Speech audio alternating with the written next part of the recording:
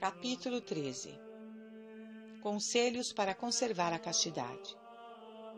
Estejas sempre de sobreaviso para afastar logo de ti tudo que te possa inclinar à sensualidade, pois este mal se vai alastrando insensivelmente e de pequenos princípios faz rápidos progressos.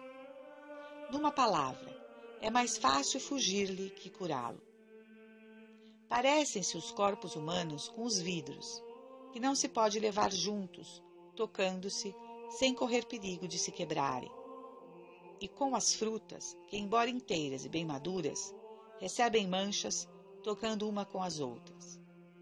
A água mais fresca que se quer conservar, num vaso, perde logo a sua frescura, mal um animal a toca. Nunca permitas, Filoteia, nem a outros, nem a ti mesma, todo esse tocar exterior das mãos igualmente contra a modéstia cristã e contra o respeito que se deve à qualidade e à virtude de uma pessoa. Pois ainda que não seja de todo impossível conservar o coração puro, entre essas ações mais levianas que maliciosas, todavia sempre que se recebe daí algum dano. Nem falo aqui desses tatos desonestos que arruinam por completo a castidade.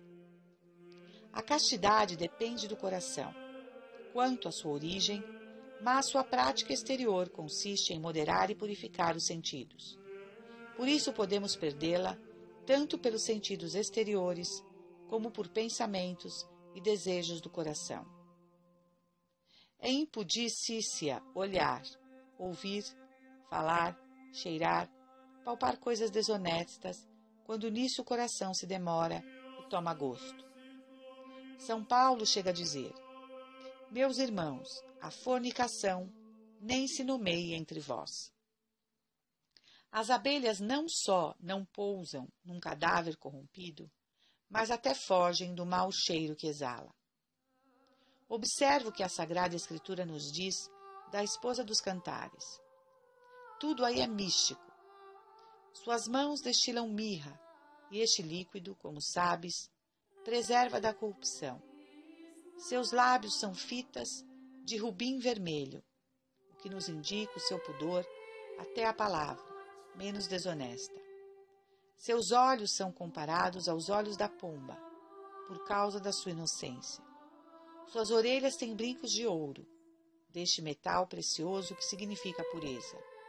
Seu nariz é comparado ao cedro do Líbano, cujo odor é suavíssimo e que tem uma madeira incorruptível. Que quer dizer tudo isso? A alma devota deve ser casta, inocente, pura e honesta em todos os sentidos exteriores. Nunca trates com pessoa de indubitáveis costumes corrompidos, sobretudo se forem também imprudentes, como quase sempre o são. Disse que os cabritos, tocando com a língua nas amendoeiras doces, tornam seus frutos amargos. E essas almas brutais e infectas, falando a pessoas do mesmo sexo ou de sexo diferente, causam grande dano ao pudor, assemelhando-se também aos basilícios, que têm o veneno nos lábios e no hálito. Ao contrário, procura a companhia de pessoas castas e virtuosas. Ocupa-te muitas vezes com a leitura da Sagrada Escritura, porque a palavra de Deus é casta e torna castos os que a amam. Daí vem que Davi a compara esta pedra preciosa que se chama topázio, e que tem a propriedade especial de mitigar o ardor da concupiscência. Conserva-te ao lado de Jesus Cristo crucificado, quer espiritualmente, pela meditação, quer realmente e comportalmente na Santa Comunhão. Sabes de certo que os que se deitam sobre aquela erva, agnus castos, vão tomando insensivelmente disposições favoráveis à castidade. Esteja certa que se teu coração descansar em Nosso Senhor, que é realmente o Cordeiro Imaculado, bem depressa purificarás tua alma, teu coração e teus sentidos inteiramente de todos os prazeres sensuais. Capítulo 14. O espírito de pobreza unido à posse de riquezas. Bem-aventurados os pobres de espírito, porque deles é o reino dos céus. Malditos, pois, são os ricos de espírito, porque deles é a miséria do inferno. Rico de espírito é todo aquele que tem o espírito em suas riquezas, ou a ideia das riquezas em seu espírito.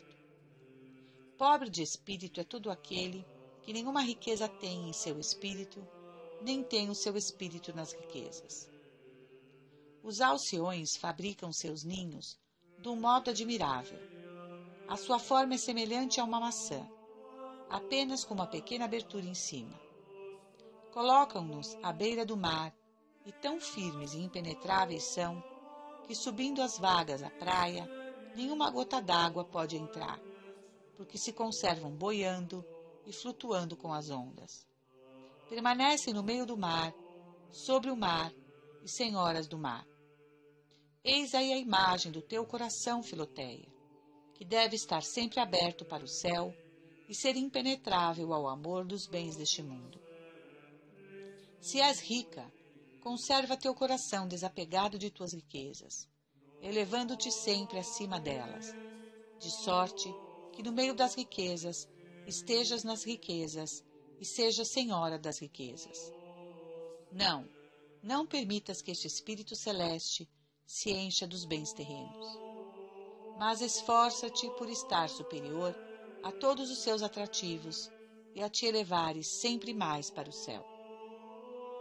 Grande diferença há entre ter o veneno e ser envenenado. Quase todos os farmacêuticos possuem muitos venenos para diversos usos de seu ofício, mas não se pode dizer que estes estejam envenenados, porque têm o veneno em suas farmácias.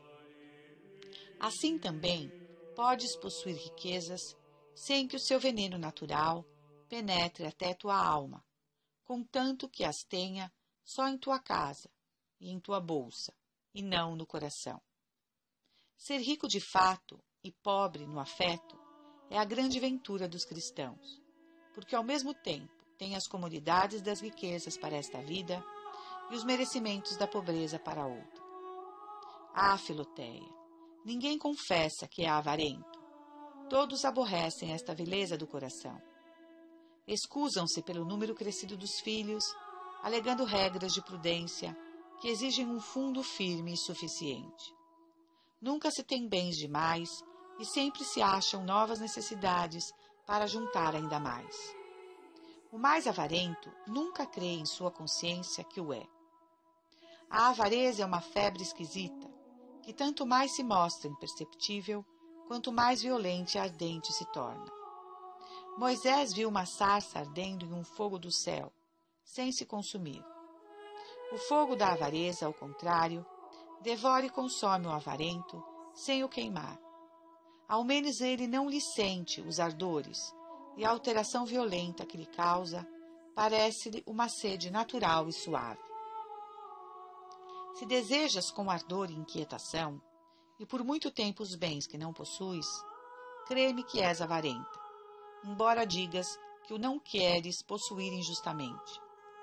Do mesmo modo que um doente que deseja beber um pouco d'água com ardor, inquietação e por muito tempo, está mostrando com isso que tem febre, embora só queira beber água. Não sei, Filoteia, se é um desejo justo o de adquirir justamente o que outros justamente possuem. Parece-me que, agindo deste modo, procuramos a nossa comodidade à custa de incômodo de outrem. Quem possui um bem com pleno direito não terá mais razão de o conservar justamente do que nós de que o desejar justamente? Por que motivo, pois, estendemos nós o nosso desejo sobre a sua comodidade para o privar dela? Mesmo que este desejo fosse justo, caridoso não seria de modo algum. Nem nós quereríamos que outros o tivessem a nosso respeito. Este foi o pecado de Acabe, que quis obter por meios justos a vinha de Nabote, o qual a queria conservar com maior direito.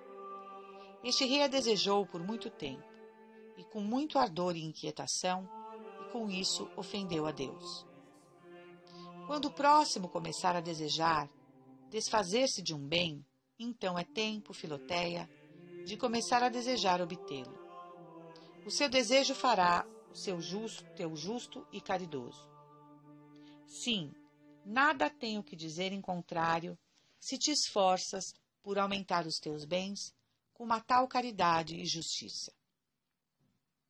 Se amas os bens que possuis, se eles ocupam teu pensamento com ansiedade, se teu espírito anda sempre aí, de envolta, se teu coração se apega a eles, se sentes um medo muito vivo e inquieto de perdê-los, crê-me que ainda está com febre e o fogo da avareza ainda não está extinto em ti, pois as pessoas que estão com febre bebem com uma certa avidez, pressa e sofreguidão a água que se lhe é dada, o que não é natural nem ordinário nas pessoas sãs, e não é possível agradar-se muito de uma coisa sem se apegar a ela.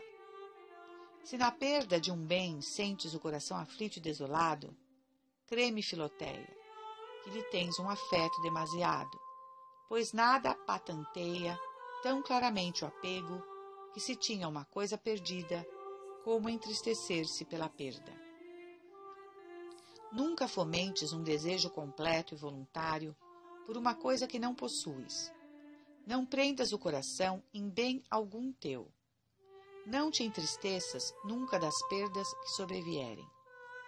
Então, sim terás um motivo razoável de pensar que, sendo rica, de fato és, entretanto, pobre de espírito, e por conseguinte, do número dos escolhidos, porque o reino dos céus te pertence. Capítulo 15. Modo de praticar a pobreza real, permanecendo na posse das riquezas. O célebre pintor Parrásio desenhou um retrato do povo ateniense que foi tido em conta de muito engenhoso, porque para pintá-lo com todos os traços de seu caráter leviano, variável e inconstante, ele representou em diversas figuras do mesmo quadro os caracteres opostos da virtude e do vício, da cólera e da brandura, da clemência e da severidade, do orgulho e da humildade, da coragem e da covardia, da civilidade e da rusticidade. Do modo semelhante, Filoteia, eu queria que teu coração unisse a riqueza com a pobreza, um grande cuidado com um grande desprezo dos bens temporais. Esforça-te ainda mais que os filhos do mundo por conservar e aumentar os teus bens, pois não é verdade que aqueles a quem o príncipe incumbiu de cuidar de seus parques os cultivarão e procurarão tudo o que os possa embelezar com muito maior diligência do que se fossem seus próprios? E por que isso? É porque os consideram como propriedade de seu príncipe, de seu rei, a quem querem agradar. Filoteia, os bens que temos não nos pertencem, e Deus, que os confiou à nossa administração, quer que os façamos frutuosos. É, portanto, prestar um serviço agradável a Deus, cuidar deles com diligência. Mas este cuidado há de ser muito mais acurado e maior que os das pessoas do mundo, porque elas trabalham por amor delas mesmas e nós devemos trabalhar por amor de Deus. Ora, como o amor de si mesmo é um amor inquieto, turbulento e violento, o cuidado que dele procede é cheio de perturbação, pesar e inquietação. Mas o cuidado que procede do amor de Deus, que enche o coração de doçura, tranquilidade e paz, é necessariamente suave, tranquilo e pacífico, mesmo quanto aos bens temporais. Tenhamos sempre o espírito calmo e uma tranquilidade de vida inalterável, em conservando e aumentando os bens deste mundo, segundo as verdadeiras necessidades e ocasiões justas que nos ocorrem. Porque, enfim, Deus quer que nos sirvamos dessas coisas por seu amor. Mas presta muita atenção que o amor próprio não te engane. Ele imita às vezes tão bem o amor de Deus que se diria ser este. E para evitar o engano e o perigo anexo de transformar o cuidado legítimo numa verdadeira avareza, é preciso que, além do que deixei dito no capítulo precedente, pratiques muitas vezes a pobreza de um modo real e efetivo no meio de todas as riquezas. Reserve frequentemente uma parte de teus bens para empregá-la em favor dos pobres. Dar um tanto do que se possui é empobrecer um outro tanto, e quanto mais se dá, tanto mais se empobrece. É verdade que Deus te recompensará liberalmente nesta e na outra vida, pois nada faz prosperar tanto os bens temporais como a esmola cristã. Mas, enquanto espera essa recompensa, participará, sem dúvida, dos merecimentos da pobreza. Ah, que santa e rica pobreza a que nos granjeia a escola cristã! Ama os pobres e a pobreza, que este amor te fará verdadeiramente pobre, porque, como diz a Escritura, nós nos tornamos semelhantes aos que amamos. O amor iguala as pessoas que se amam. Quem adoece, diz São Paulo, com quem eu não enferme? E bem podia lhe dizer, quem é pobre, que eu não o seja com ele? O amor o fazia semelhante ao que amava. Se, pois, amas os pobres, participarás de tua pobreza e lhe serás semelhante. Mas se amas os pobres, deves ter gosto de te achares entre eles, de os ver em tua casa, de os visitar em suas casas, de falar com eles, de os ter perto de ti, na igreja, nas ruas, em outras partes. Sê pobre ao falar com eles, conformando-te à sua linguagem, como um igual com o seu igual, mas sem ser rica em lhes estender a mão, fazendo-se participar do que Deus te concedeu, mais do que a eles. Queres fazer ainda mais, Filoteia? Não te contentes, então, em ser pobre com os pobres, mas ser ainda mais pobre do que eles. E como assim? Hás de perguntar-me. Já me vou explicar. Não duvidas, de certo, que o servo é inferior a seu dono. Entrega-te, pois, ao serviço dos pobres.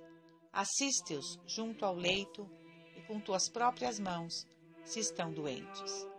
Prepara-lhes a comida à tua própria custa. Sê a sua roupeira e engomadeira.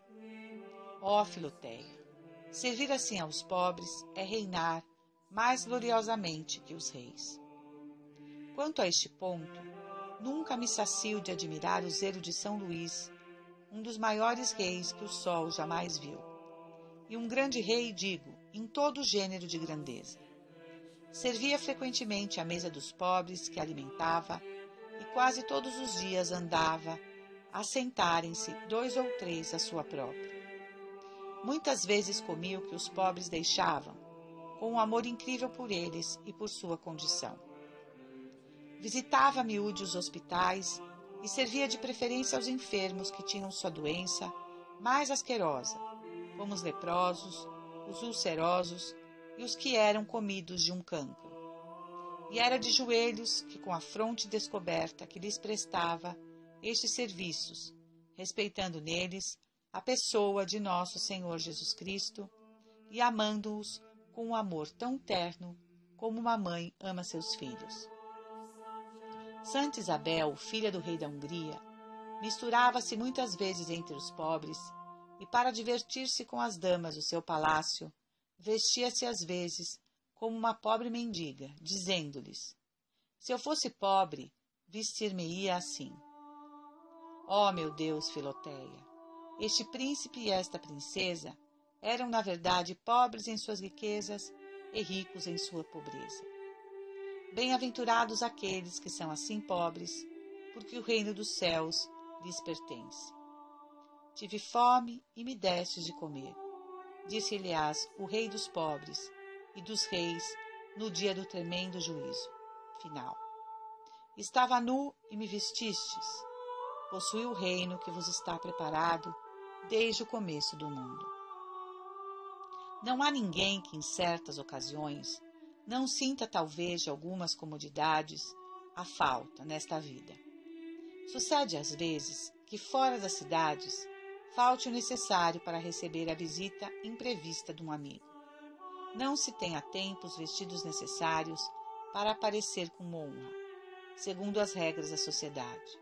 Numa reunião, as melhores provisões de vinho e trigo já são gastas, e só resta o que havia de pior, sem que se possa suprir.